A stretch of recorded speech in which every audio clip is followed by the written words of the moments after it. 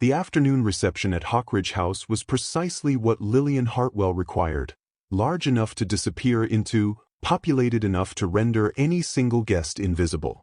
She had found her position within 3 minutes. The window seat near the east wall, partially obscured by an arrangement of hothouse flowers, afforded a clear view of the room whilst returning none. She had her book. She wanted nothing else. At 24, Miss Lillian Hartwell had perfected the art of invisibility.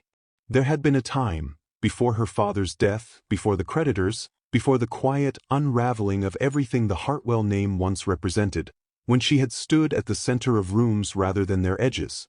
That time had passed. She was practical enough to acknowledge it. She turned her page. Around her, London's finest discussed nothing of consequence with great conviction. She read her paragraph. She sipped her tea. She was, by every available measure, completely and successfully invisible. Then a hand closed around her arm. Not tentatively. Not with the apologetic delicacy of someone making a request.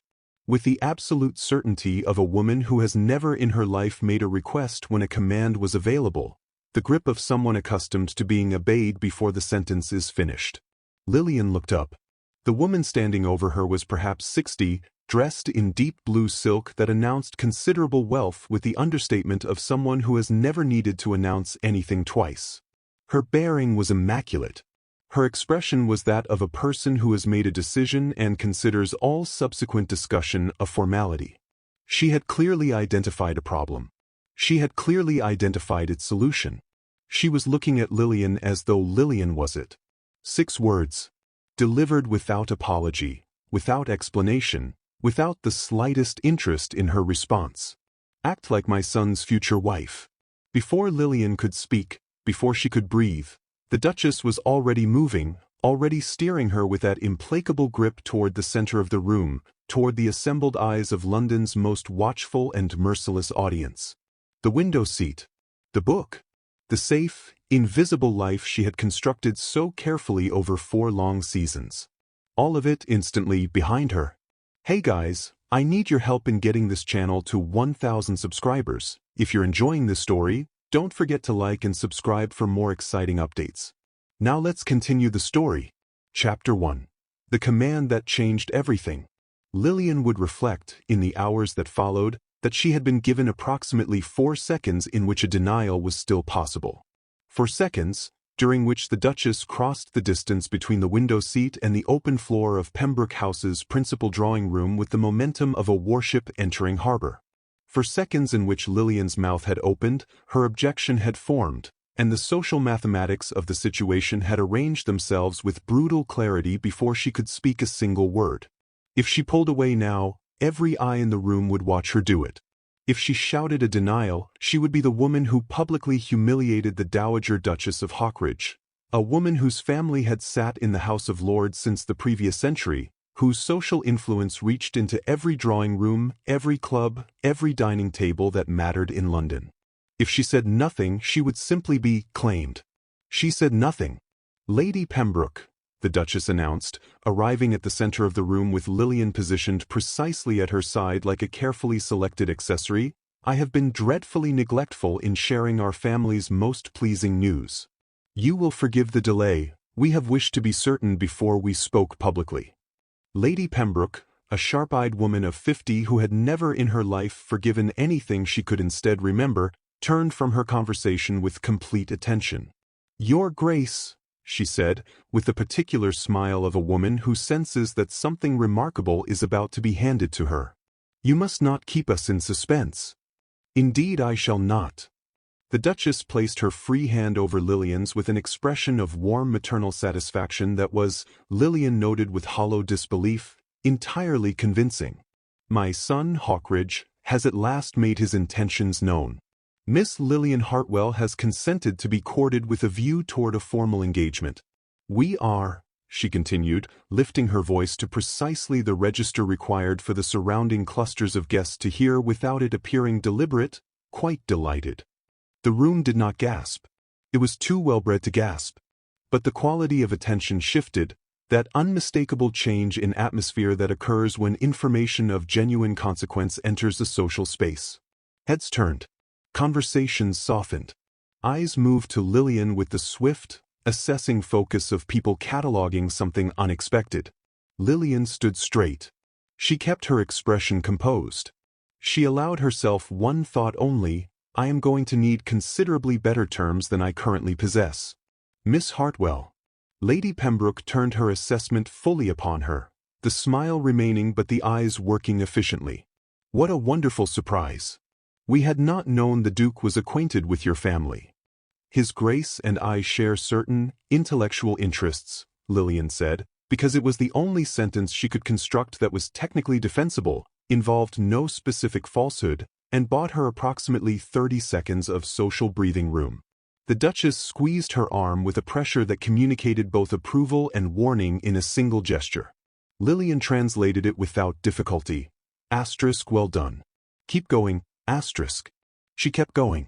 She accepted the congratulations of 3 women she had never spoken to at length. She deflected 2 questions about the timeline with the serene vagueness of a woman who considered such details beneath comment. She stood at the Duchess's side for 11 minutes. She counted, while London society absorbed the information that Miss Lillian Hartwell, quiet companion, overlooked Wallflower, daughter of a ruined house, was apparently the future Duchess of Hawkridge. When the Duchess finally steered her toward the smaller anteroom adjoining the drawing room, Lillian followed without resistance. She had been waiting for precisely this. The door closed behind them. The noise of the reception became a murmur.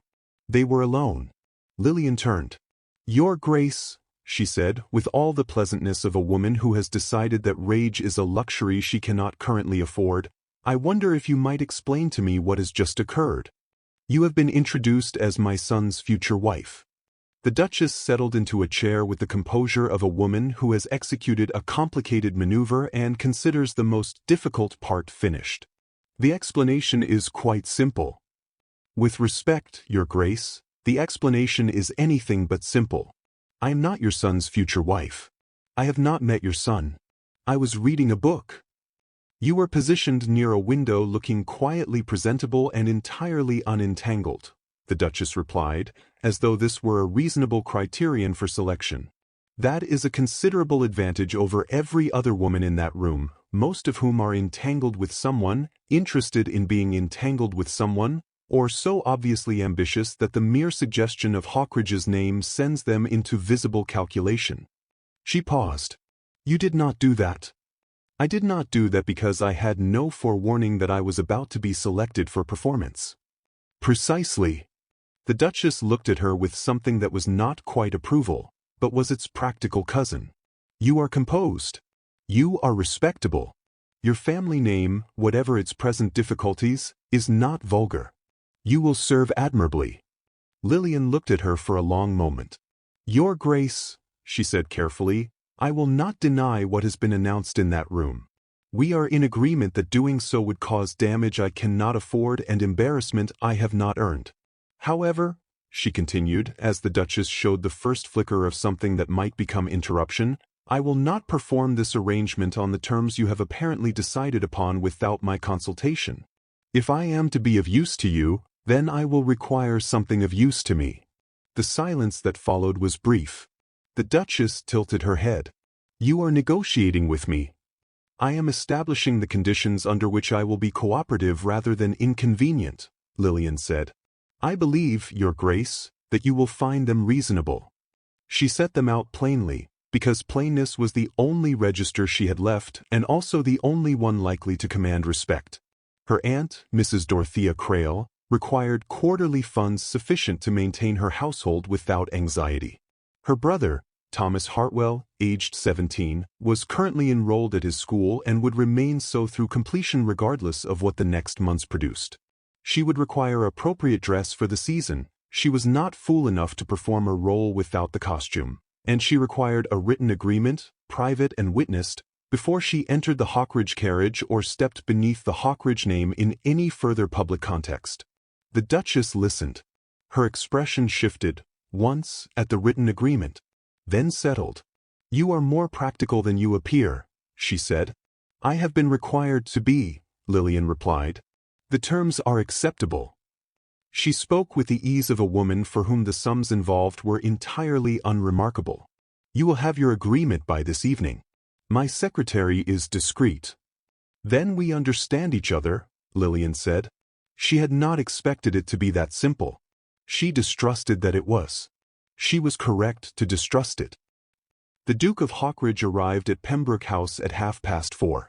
Lillian knew this not because she saw him enter, but because the room changed. She had returned to the drawing room at the Duchess's direction, remain visible, remain calm, speak to no one at length, and had been enduring the carefully phrased curiosity of acquaintances for 20 minutes when the particular shift in social atmosphere occurred again. This one was different in character from the first. Less delighted, more wary. She turned, as the others turned, toward the doorway. He was taller than she had expected, though she could not have said what she had expected, having had no time to form expectations of any kind. Dark-haired, broad-shouldered, dressed with the precise elegance of a man who considers his appearance a matter of appropriate standard rather than personal vanity. He moved through the room with the unhurried certainty of someone who has never in his adult life needed to account for his presence anywhere. His expression was pleasant, controlled, entirely unreadable. His eyes found his mother in approximately 4 seconds. Then they found Lillian. She held his gaze. It seemed the only reasonable response. Something moved behind his expression, too quickly identified as fury and too carefully contained to confirm. He excused himself from the conversation he had been drawn into with smooth, minimal words, crossed the room at a pace that was not rushing and still somehow arrived very quickly, and came to stand beside his mother with the bearing of a man exercising considerable restraint. "Your Grace." Lady Pembroke materialized immediately, because Lady Pembroke was constitutionally incapable of allowing a significant conversational moment to occur without her. "We have been so pleased to hear your happy news. You must be very glad to find such an admirable young woman." "I find," the Duke said, in a voice pitched for pleasantness and edged with precision, "that the afternoon has exceeded my expectations in several respects." He turned and looked at Lillian directly and said, with perfect social form, "Miss Hartwell." "Your Grace," Lillian returned, with the same pitch, the same perfect form, and the private awareness that they were both currently performing a scene neither of them had rehearsed. His eyes said, "We will speak privately, immediately." Her eyes said, "I am aware." He extracted them from Lady Pembroke with the efficiency of long practice. The Duchess followed. They reached the anteroom, the same anteroom, she noted, with a faint sense of the theatrical, and the door closed again. The Duke's pleasant expression remained in place for precisely the time required to confirm no one was watching through the gap. Then it did not. "Mother," he said, "what have you done?" It was not a question. "What was necessary?" the Duchess replied, with the equanimity of a woman who has been answering this particular tone of voice for 30 years and considers herself well past being unsettled by it. "You have announced to a room containing half of London's most active gossips that I am to marry a woman I have never—" He stopped, looked at Lillian, recalibrated. "Miss Hartwell, I apologize. This is not directed at you." "I am acquainted with the direction," Lillian said. "I occupied the window seat when your mother formed her plan. I was no more consulted than you." He studied her for a moment. Something in his expression adjusted, not warmth, precisely, but the removal of one layer of hostility. "Then we are agreed that this is an impossibility," he said. "We are agreed," Lillian said carefully, "that it has already occurred. Whether it is an impossibility is rather a separate question, and one which I suspect you have already begun to answer." He had. She could see it. He was a practical man. That much was evident in the way his fury had not spilled into the drawing room, the way he had stood beside her for Lady Pembroke's benefit without flinching, the way he was even now running the social calculation with the efficiency of someone who has done difficult mathematics under pressure before. "If I repudiate this publicly," he said, "the rumors gain new fuel." "Yes," said his mother. "If I allow it to stand without controlling it, the situation becomes unmanageable." "Also yes," said his mother. He was silent for a moment. Then he turned to Lillian. "Miss Hartwell, I intend to be direct with you. I have no interest in theater, and no patience for deception that exceeds its necessary minimum. If this arrangement is to stand, if it is to accomplish what my mother requires, it must be executed with enough consistency to be credible. That will require your genuine cooperation. You have it, Lillian said, on the terms already agreed with your mother. His eyes moved to his mother. You have already negotiated terms. She has an admirable grasp of her position, the Duchess said, with something that was almost approval. He returned to Lillian. I will add my own. He set them out with the same directness she had used with his mother, and she respected him for it. Regular promenades, theater appearances, 2 family dinners, to establish familiarity, temporary relocation, with her aunt present as chaperone, he said pointedly, because he was not interested in scandal of a different variety, to a Hawkridge townhouse within appropriate distance. A timeline of 8 weeks, at the end of which the arrangement would be quietly resolved on terms that left her reputation intact and his enemies without ammunition. 8 weeks, Lillian said. 8 weeks, he confirmed. She thought of her aunt's anxious face over the household accounts. She thought of Thomas, sitting in his school, entirely unaware that his sister was currently standing in an anteroom negotiating the architecture of a fiction with a duke. She thought of the window seat, and the book, and the safe, invisible life that had closed behind her like a door. Very well, Your Grace, she said. He held out his hand. She looked at it for a moment, this formal, cold, controlled gesture from a man who hated manipulation and had just been subjected to it, and then she shook it. Both of them trapped. Both of them aware of it. Both of them too practical to pretend otherwise. Outside the anteroom, London's finest continued their conversation. The rumours were already travelling. The performance had already begun. Chapter 2. The Performance of Courtship. The Hawkridge townhouse on Cavendish Square was exactly what Lillian had expected and nothing she had prepared for. She had expected elegance. She had not fully anticipated the particular weight of elegance that belongs to old money, not the bright, self-conscious display of a family newly arrived at prosperity, but the settled, unhurried confidence of a house that has been significant for so long it no longer thinks to announce it. The ceilings were high. The furnishings were restrained and perfect. The staff moved with the quiet efficiency of people who have never been required to compensate for their employers through excessive performance. Her aunt, Mrs. Dorothea Crail, arrived with her 2 trunks and her knitting and her profound bewilderment at approximately 2 o'clock on the Tuesday following the Pembroke reception. She had been provided with a room that was, Lillian suspected, finer than any she had occupied in the previous decade. She had sat on the edge of the bed, looked at Lillian with the careful eyes of a woman who loves her niece and distrusts good fortune equally, and said, "You will tell me everything." Lillian had told her nearly everything. She had omitted the precise degree to which the arrangement had been involuntary, because her aunt had a tender heart and a tendency toward anxiety, and there was nothing to be gained by loading her with a distress she could not resolve. She had described it instead as a practical arrangement, mutually beneficial, with a defined conclusion. Her aunt had listened. She had asked 2 precise questions. Then she had picked up her knitting and said, "You have your father's sense, Lillian. I only hope you have also inherited his luck."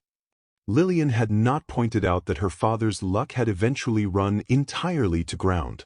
It had seemed unkind. The first promenade occurred on Thursday. The Duke arrived at precisely the agreed hour, which Lillian noted as a point in his favor. He was punctual in the manner of a man for whom lateness is not carelessness but a form of discourtesy he refuses to commit. He greeted her aunt with correct formality and a brief, genuine attention that Lillian filed away without comment. He offered Lillian his arm. She took it. They walked. Hyde Park in the season was, as always, less a park than an open-air theater with better shrubbery. The paths were populated with precisely the people required to witness the performance: the curious, the competitive, the well-connected, and the chronically observant. Lillian was aware of eyes tracking their progress from the moment they entered the gates. She kept her posture straight and her expression pleasant and her grip on his arm light. Present but not possessive, visible but not theatrical. The Duke walked beside her in silence for the first several minutes. She did not fill it. She had learned, in 4 seasons of strategic invisibility, that silence is only uncomfortable for people who require constant social affirmation. She required none. She looked at the trees, which were coming into their spring color, and thought about the second chapter of the book she had not finished, and waited. "You are not nervous," he said eventually. It was not a question. "I am somewhat nervous," she replied. "I have merely decided that displaying it would serve no useful purpose." He was quiet for a moment. "Most women in your position would be attempting to charm me. Most women in my position have not had 4 seasons in which to observe that charm directed at you produces results approximately equivalent to throwing flowers at a stone wall." She paused. "I mean no offense, Your Grace." "None is taken." Another pause, and then, quite quietly, "It is an accurate observation." They walked on. A group of young women on the path ahead went through the elaborate performance of not noticeably staring. Lillian inclined her head as they passed. The Duke did the same. Society absorbed another data point. "You hold yourself well under observation," he said. "I have had considerable practice at its opposite," she replied. "Being unobserved, I mean. One develops a familiarity with the machinery of attention from the outside. It makes it rather less alarming when the direction reverses." He looked at her then, a brief, direct look of the kind she was learning to recognize as his version of closer attention. He said nothing further on the subject. But something in his bearing shifted, fractionally, in a way that she thought might mean she had been adjusted upward in some internal calculation. She did not remark upon it. Remarking upon it would have ruined it entirely. The theater came next, on the Friday evening. The Hawkridge box was positioned, as boxes belonging to dukes tend to be, in precisely the location most visible to the largest number of other boxes. Lillian sat beside the Duke and understood immediately that the evening's principal performance was not occurring on the stage below. She wore a gown the Duchess had supplied, deep green, which she had not chosen and would not have thought to choose, and which was apparently exactly correct, because 3 separate women trained their opera glasses in her direction within the first 10 minutes. The Duchess sat on Lillian's other side with the quiet satisfaction of a woman watching her investment appreciate. The Duke leaned toward her during the first interval and said, under the cover of the general noise, "You need not look at me with admiration. It will appear excessive." "I had not intended to look at you with admiration," Lillian replied, at the same low register. "What had you intended?" "I had intended to look at you as one looks at a person with whom one is genuinely acquainted. With attention but without performance." She met his eyes. "Is that acceptable, Your Grace, or would you prefer I manufacture something more theatrical?" A very faint line appeared at the corner of his mouth. It was not quite a smile. It was the arrested possibility of one. "Attention without performance," he said, "will be entirely acceptable." The second act commenced. Lillian watched the stage and was aware, with a precision she did not examine too closely, that the Duke watched the stage somewhat less than he watched her. The first dinner at Hawkridge House occurred 5 days into the arrangement, on a Tuesday evening that smelled of beeswax and hothouse roses and the particular tension of a household performing normalcy under observation. There were 8 at table: the Duke, the Duchess, Lillian, her aunt, and 4 others drawn from the Duke's circle of closest acquaintance. Lillian identified them within 20 minutes as a test, not a hostile one, but a careful one. These were people the Duke trusted enough to allow proximity to something that mattered to him. She was being assessed by people whose assessments he valued. She behaved precisely as she always behaved, which was to say she listened carefully, spoke when she had something worth saying, asked one question of each person that demonstrated she had been paying attention, and refrained from performing an amplified version of herself for the benefit of the room. She disagreed, mildly but directly, with a remark made by the gentleman to her left about the relative merits of a recently published philosophical essay. She explained her reasoning in 3 sentences and left it there without pressing. The gentleman looked startled, then thoughtful, then pleased. The Duke, from across the table, watched this exchange with an expression that had moved some distance from his default careful neutrality. When the party moved to the drawing room after dinner and Lillian found herself standing near the window, Instinctively, as always near the window, he crossed to her with the unhurried directness that she was beginning to recognize as his characteristic mode of movement. "You argued with Carrington?" he said. "I disagreed with a specific point he made," she said. "I did not argue with him personally. He is not accustomed to being disagreed with by women." "I noticed that," she said. "He appeared to survive it." The arrested almost smile appeared again. Then, after a moment, he said something she had not expected. "My father disagreed with nobody. Or rather, he performed agreement whilst pursuing his own course entirely. It was a form of social theatre he had elevated to an art." The pause. "I find I have very little patience for the performance of opinions one does not hold." Lillian looked at him. "Is that why you avoid these gatherings as a general rule? Or is it specifically marriage-adjacent gatherings that require the avoidance?" He was quiet for a moment. He looked at the room rather than at her, and she had the impression of a man deciding how much of a door to open. "There was a woman," he said at last, keeping his voice low, "some years ago. Not a romantic attachment, a family in my father's acquaintance. My father required a political alliance and identified a marriage as the instrument. The woman was given no more choice in the matter than you were given last week. The family required the connection. She required an escape from other difficulties. The marriage was arranged." He paused.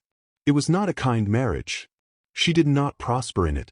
She died before her 30th year, and I have always believed the marriage contributed materially to the conditions that ended her life." Lillian said nothing. She understood, with the precision of a person accustomed to observing rather than reacting, that the correct response was silence. "My mother's maneuver last week," he continued, "was not identical.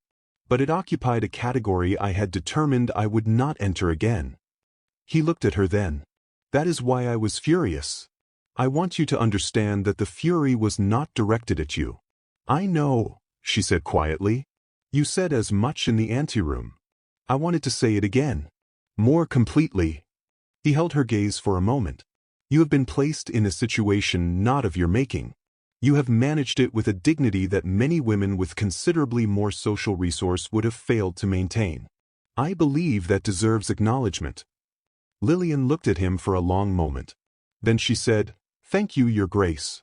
That is the first entirely honest thing anyone in a position of power has said to me in approximately 4 years." Something in his expression shifted. Not the almost smile this time. Something quieter and rather more serious. She did not immediately understand the significance of the moment at Lady Ashworth's card evening when Lord Denmore arrived. He was perhaps 35, well dressed in the manner of a man who spends carefully and wishes it noticed, with a smile that moved efficiently and eyes that did not participate.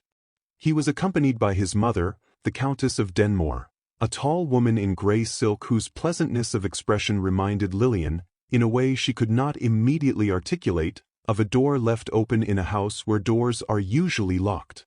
Lord Denmore greeted the Duke with the particular warmth of a man who wishes to appear a friend. The Duke returned it with the particular courtesy of a man who is not deceived but finds open coldness counterproductive. "Miss Hartwell." Lord Denmore turned to her with that efficient smile. "We have heard the wonderful news, of course. You must find yourself quite transformed by the season's events." "I find the season has proceeded with some vigor," Lillian said pleasantly. "Indeed." His eyes moved over her with an assessment that was politely concealed and entirely present.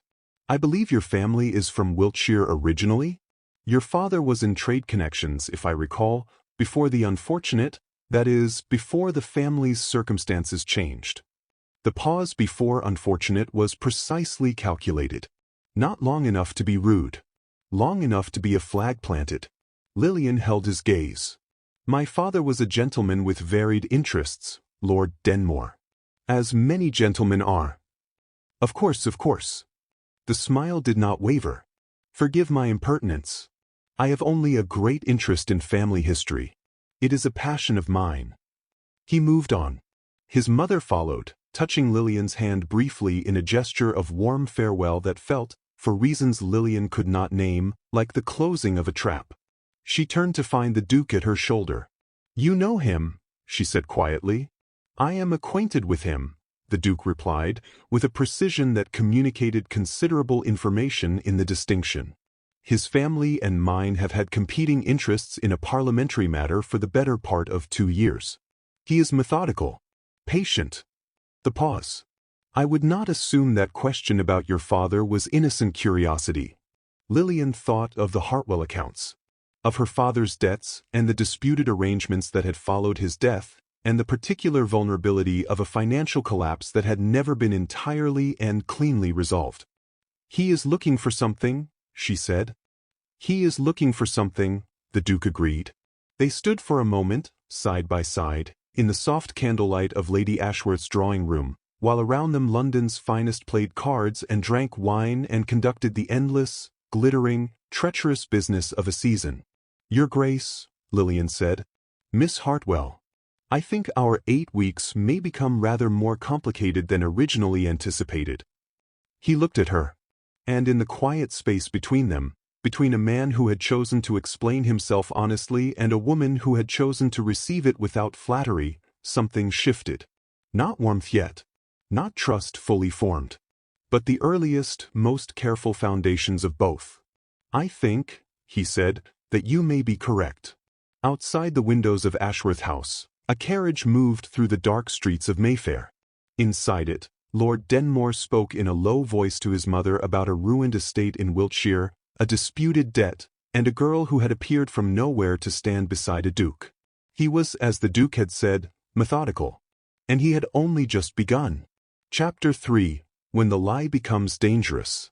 The rumours arrived, as rumours in London invariably do, before anyone could identify precisely where they had originated.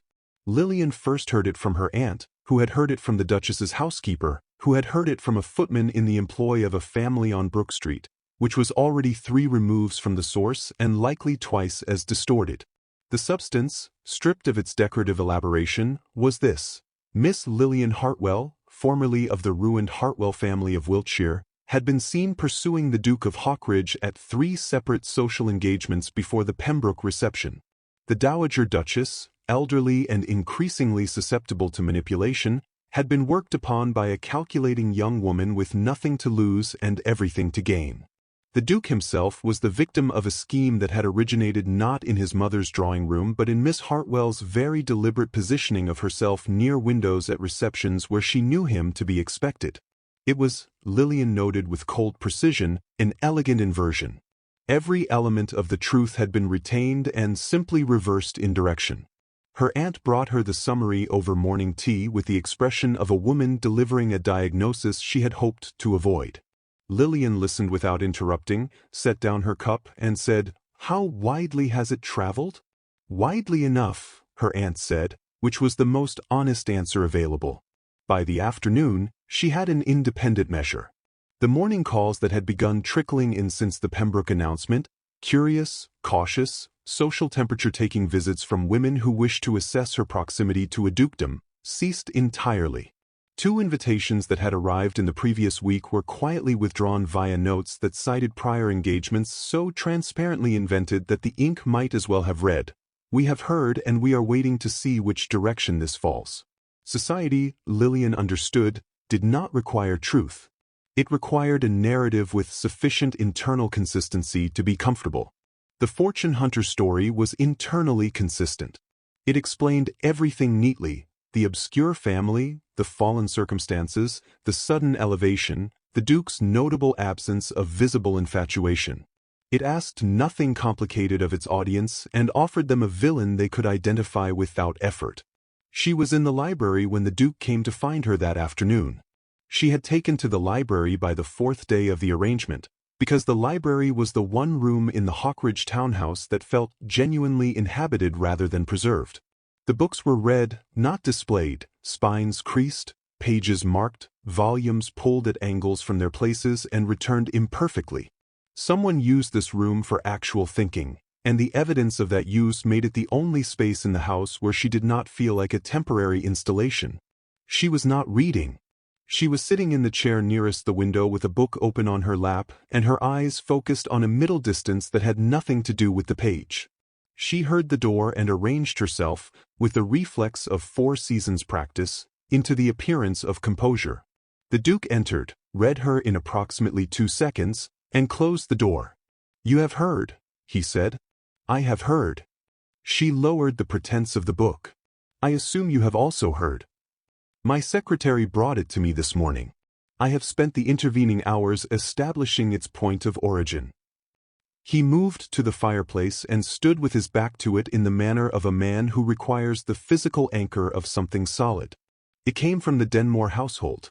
The specific phrasing, the detail about the window seats at 3 engagements, required someone who had either observed you personally across the season or had been provided with a description precise enough to reconstruct the pattern. Lillian thought of Lord Denmore's efficient smile, of his mother's hand closing over hers in that warm, concluding gesture, of his careful question about her father and his passion for family history. "He was watching me before Pembroke," she said. "He did not construct this story after the announcement. He had pieces of it already." "Yes."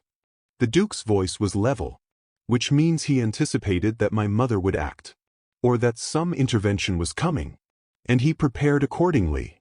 The pause. "He is more sophisticated than I had credited." "What are you going to do?" He looked at her directly. "I am going to do what is necessary to make the story unbelievable, beginning tomorrow morning." The campaign the Duke conducted over the following 4 days was, Lillian recognized, a masterwork of social precision. He called for her each morning in full view of Cavendish Square. He handed her into the carriage with an attention that was not performative but deliberate, the small, particular courtesies that society reads as genuine affection because they are too consistent and too low in theater to be manufactured for an audience. He walked beside her in the park and directed his full attention toward her conversation rather than toward the room, which was, as Lillian knew from 4 seasons of observation, the single most reliable signal that a man considers a woman worth his notice. At Lady Featherstone's luncheon on the Wednesday, when Mrs. Caldwell made a remark about the surprising speed of the attachment, surprising being deployed with the particular emphasis that renders it a weapon, the Duke turned from his conversation and said, pleasantly and without inflection, "I find that the most significant things are frequently the least expected, Mrs. Caldwell. That has been my experience in most matters of consequence." He then returned to his conversation, leaving Mrs. Caldwell in possession of a sentence she could neither deploy against him nor easily dismiss. Lillian had observed this exchange from 3 feet away. She had kept her expression composed and thought, "He is better at this than he pretends to be." That evening, walking from Lady Featherstone's door to the waiting carriage, he said quietly, "You did not thank me for that."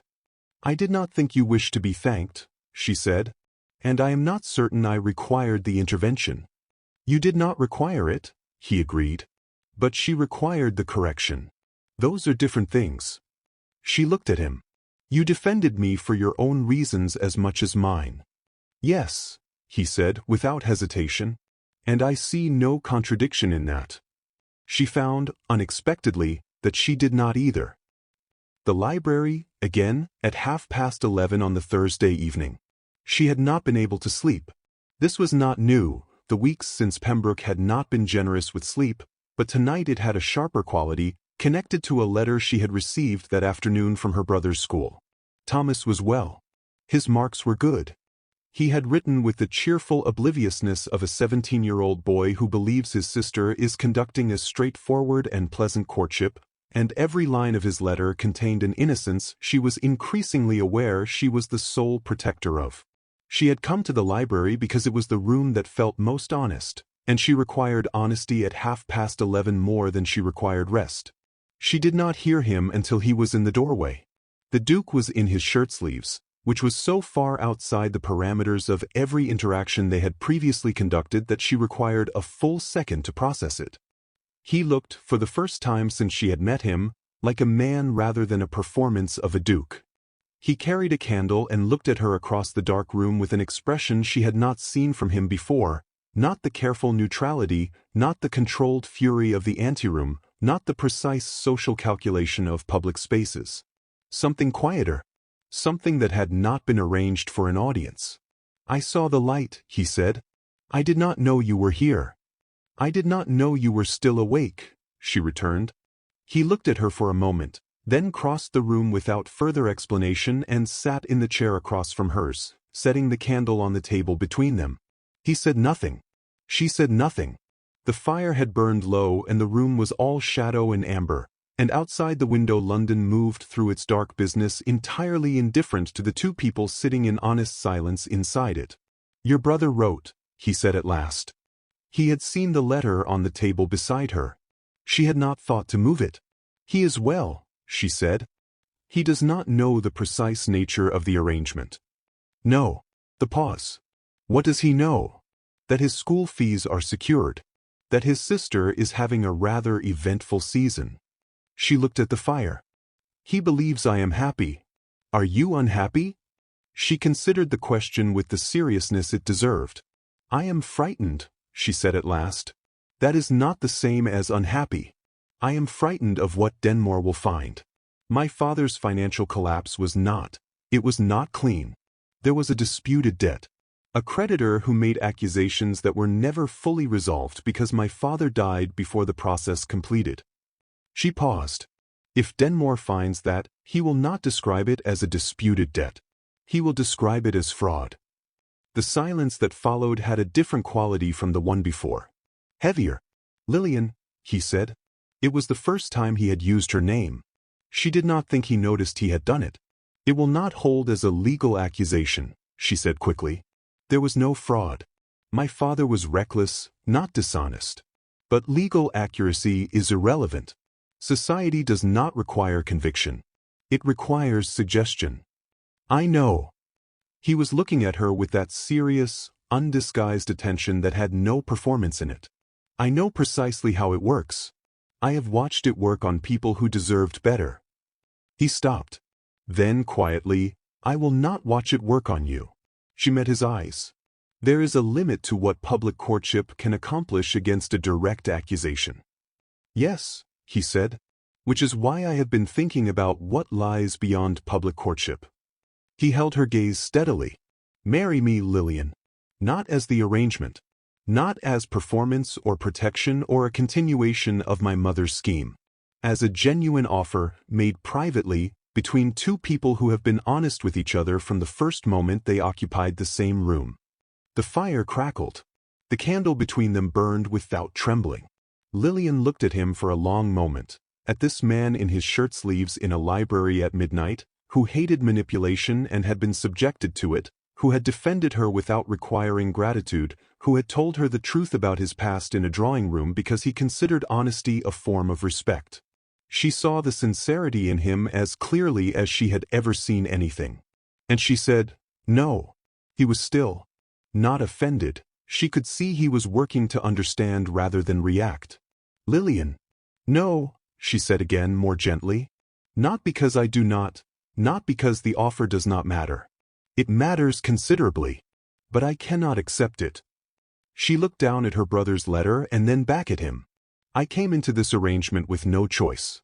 I was gripped by the arm and steered into the center of a room. Every decision since then has been made in response to pressure, in response to circumstances, in response to what is necessary for survival. If I accept your proposal tonight, I will spend the remainder of my life uncertain whether I chose you or whether I simply ran out of alternatives. I need to know that I am chosen, she continued, and not merely selected as the most efficient solution. And I need you to know the same. Because you made a vow, Your Grace, you told me yourself, you will not treat marriage as a transaction again. She held his gaze. What you have just offered me is a transaction with affectionate intentions. That is better than most. But I do not believe it is what either of us actually wants. He looked at her for a long time. The fire settled. The candle did not waver. You are, he said at last, the most rigorous person I have met in a considerable number of years. I have been required to be, she said, for the second time since she had known him. Something crossed his expression, not the almost smile, but something deeper than it. He rose. He looked down at her in the firelight with an expression she did not have a category for yet, and said, Then I will ask you again when you have the freedom to answer differently. He took his candle and left her in the library. She sat for a long while in the dark and the quiet, and told herself very firmly that the warmth she felt had nothing whatsoever to do with the fact that he had promised to ask again. The letter arrived the following morning. It was addressed to the Duke, delivered by a private messenger, and its author did not sign his name. He did not need to. The handwriting had the same quality as Lord Denmore's smile, efficient, precise, and entirely without warmth. The contents were 3 paragraphs. The first outlined the disputed debt attached to the Hartwell estate. The second presented a characterization of Lillian's father's financial practices that stopped carefully short of direct accusation while depositing every implication intact. The third was the portion that turned Lillian's hands cold when the Duke brought it to her without preamble, standing in the morning room with an expression that had moved past controlled and into something she had not seen from him before. The third paragraph was an invitation. Support Lord Denmore's position on the parliamentary matter currently before the Lords. Do so publicly and without qualification. In return, the Hartwell material would remain private. Refuse, and it would be delivered to every significant hostess in London by the following Thursday, with a covering letter describing Miss Hartwell's calculated pursuit of the Duke and her family's history of financial impropriety. A deadline of 48 hours. Lillian read it twice. She set it down on the table with a steadiness that cost her something. She said, "He has moved from investigation to leverage." "Yes," said the Duke. "Which means he believes he has enough." "Yes." She looked up. His expression was, she realized, not simply controlled.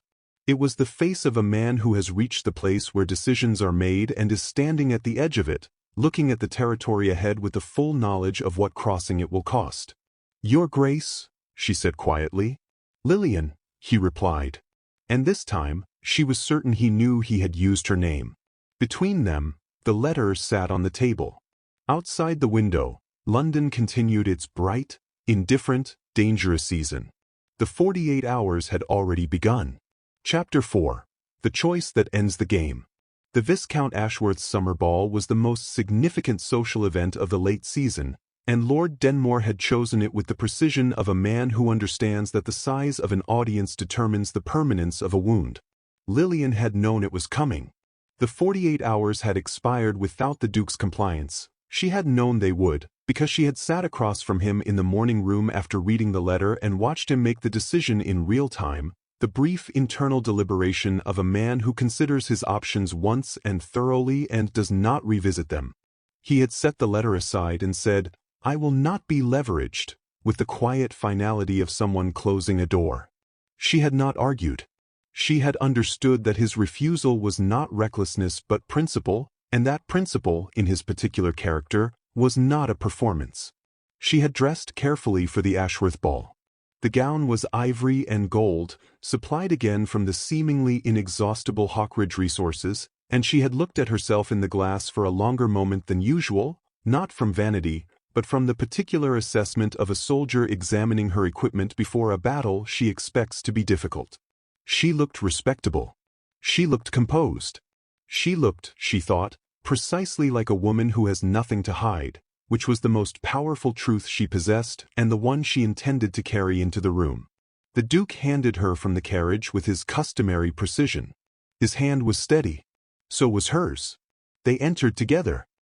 The attack came at 9:30. The ball was at its fullest, the rooms dense with candlelight and conversation, the music from the upper floor threading through the noise of several hundred people conducting the season's final significant business. Lillian was standing with the Duke near the entrance to the supper room, engaged in conversation with 2 of his acquaintances, when she became aware of a change in the room's atmosphere. It moved like weather. A drop in temperature, directional, originating from somewhere to her left.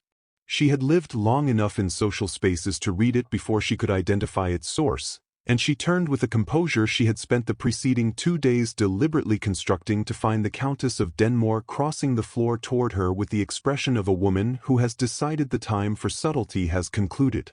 Lord Denmore was behind her. He wore his efficient smile. He had brought 3 additional women with him, allies, Lillian assessed immediately, selected for their social weight and their willingness to witness. and the cluster of them moved through the room with the momentum of something that has been planned and is now simply being executed.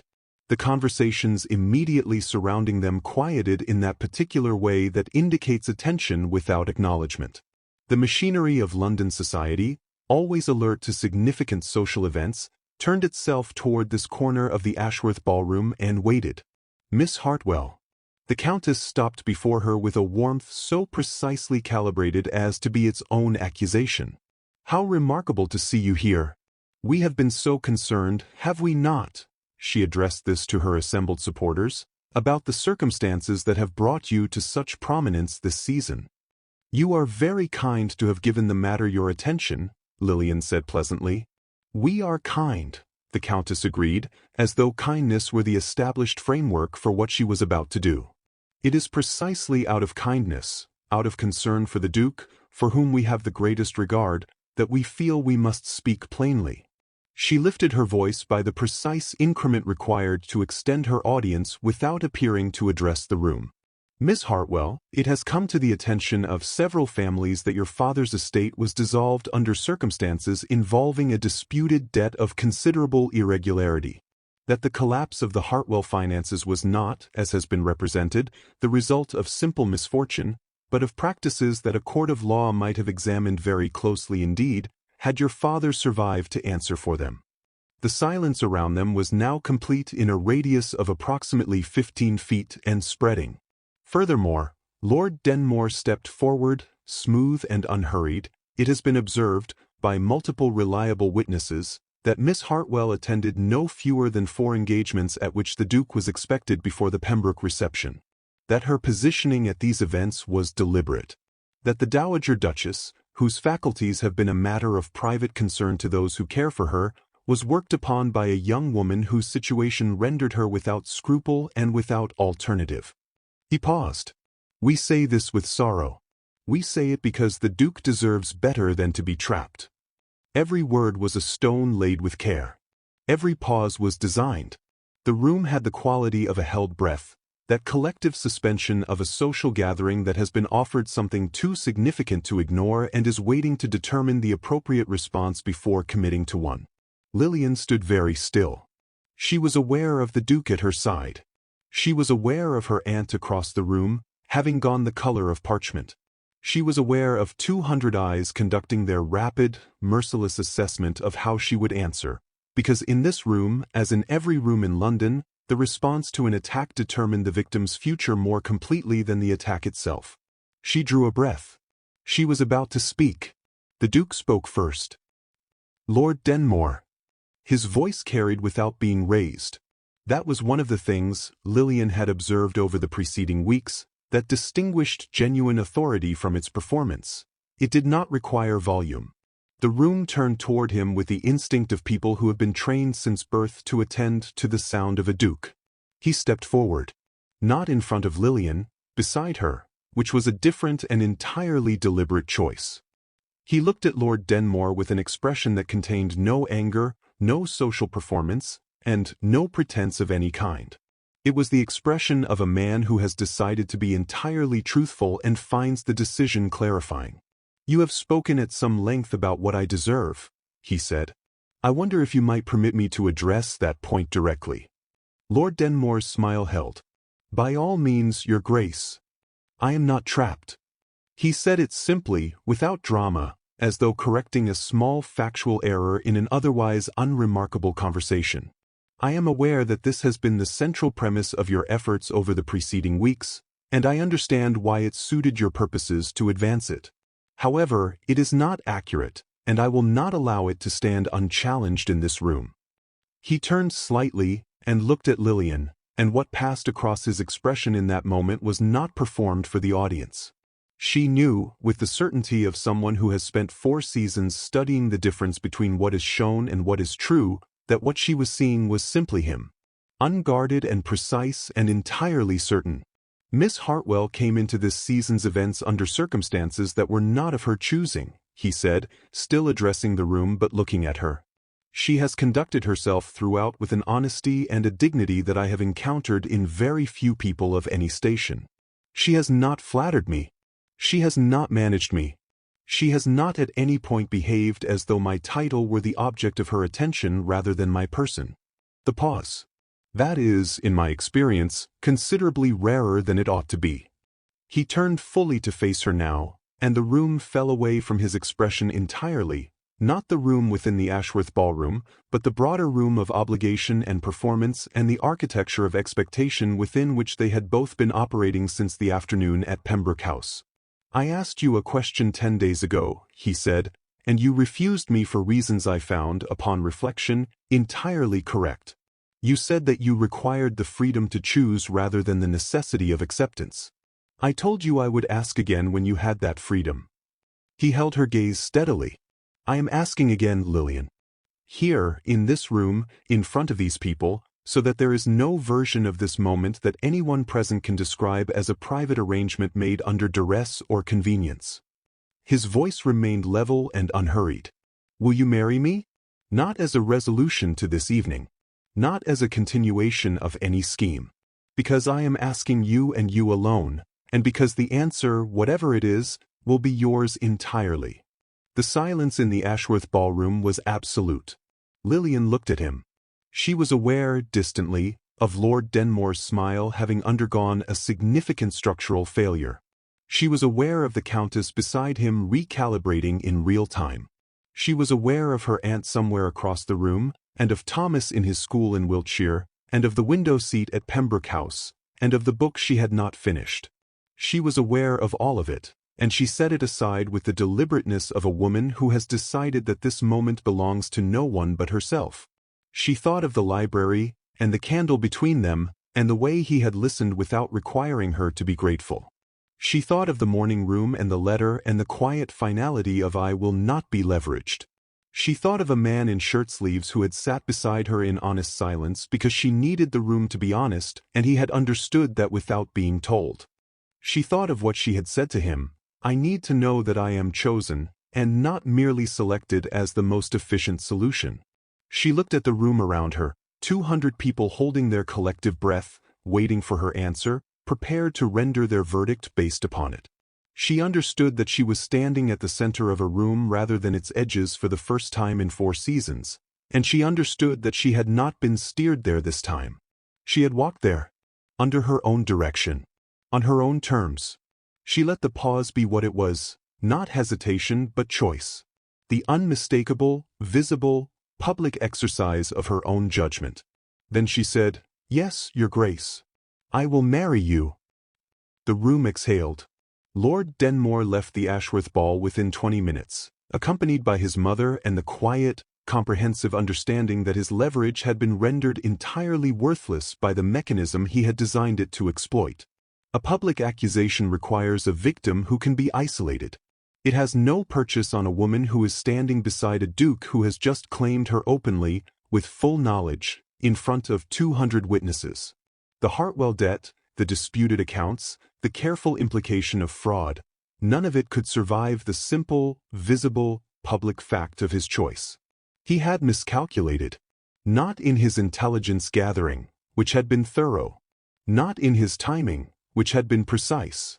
He had miscalculated in his fundamental assumption about the Duke's priorities, which was the error of a man who measures everyone by the standards of his own self-interest. London society, which requires a narrative and will accept almost anyone that is sufficiently coherent, reorganized itself within 48 hours. The fortune hunter story collapsed under the weight of the counter-narrative, which was considerably more romantic and therefore considerably more popular. The overlooked Wallflower who had captured a duke who had resisted every pursuit, not through scheme but through honest indifference to his consequence.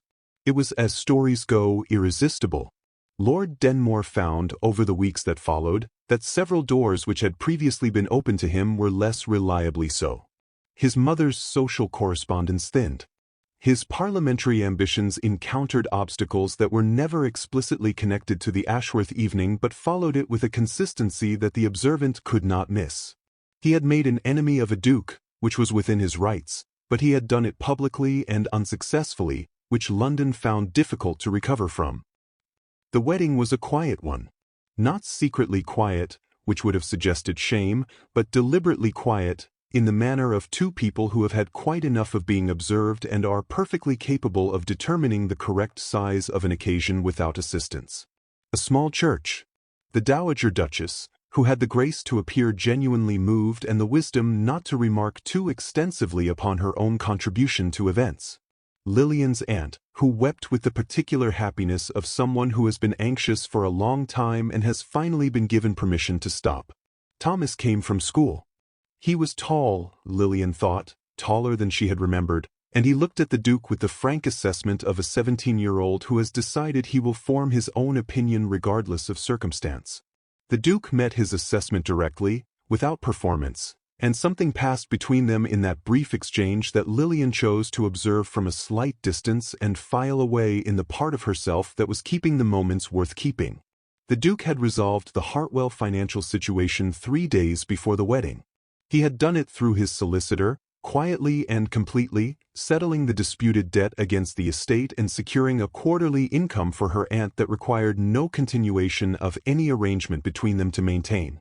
He had told her about it afterward, not before, and he had been precise about the sequence deliberately. Before the wedding, she had said, it would have looked like a purchase. Yes, he said. After it, it looks like a husband taking care of his wife's family. That, he said, is precisely what it is. She had looked at him for a moment. She had said, "Thank you, Your Grace." He had said very quietly, "Alistair." She had said, "Thank you, Alistair." And that had been, in its understated entirety, sufficient. 6 months later, in the library that had become thoroughly and irrevocably hers, Lillian sat reading. The afternoon light came through the west window at the angle she had come to know, falling across the pages in the particular way of late autumn sun that has given up its ambition and settled into simple warmth. The house was quiet. Her aunt had gone to visit a neighbor. The staff moved in the distant rooms with their customary unhurried efficiency. She turned her page. The door opened. She did not look up immediately, because she did not need to. She knew the sound of him, the particular, unhurried quality of his movement, the way he occupied a room without requiring the room to acknowledge it. He settled into the chair across from hers. He had his own book, which he had been reading in sections for the past fortnight and which she had twice found him neglecting in favor of watching her read, a habit he did not acknowledge and she did not remark upon. He opened to his page. She returned to hers. Outside the window, London moved through its grey and gold October business, indifferent and endless and entirely unaware of the two people reading in companionable silence inside it. Society had found other things to discuss, as society always does. The whispers had shifted from cruelty to the reluctant admiration of people who have been proved wrong and are making the best of it. The woman who had once been invisible was now a duchess, not a duchess by rescue, not a duchess by scheme, but a duchess by the simple, freely given exercise of her own choice. She turned another page. "You are smiling," he said, without looking up from his book. "I am reading," she replied. "You are doing both," he said. "I notice things." "You notice everything," she said. "It is one of your less restful qualities." He turned a page of his own. A comfortable silence settled between them with the ease of something practiced and approved. "Are you happy?" he asked, as he asked sometimes, in the direct and unadorned manner of a man who has decided that the question is worth asking plainly rather than inferring the answer and hoping. She looked up from her book. She looked at him, this man who had sat beside her in a dark library and offered her honesty before he had offered her anything else, who had stood with her in a crowded ballroom and made his choice visible so that she could make hers freely, who had resolved her family's difficulties without theater and called it simply what it was. She looked at the window, where the autumn light lay quietly on the floor. She looked at the book in her hands, which she was, for the first time in 4 years, reading purely for the pleasure of it. "Yes," she said. She meant it without reservation, without qualification, and without the faintest shadow of obligation. She returned to her book. He returned to his. Outside, London continued. Inside, in the warm and honest quiet of the library, the woman who had perfected the art of invisibility sat in full view of the one person she had chosen to let see her, and was, by every available measure, exactly where she had decided to be.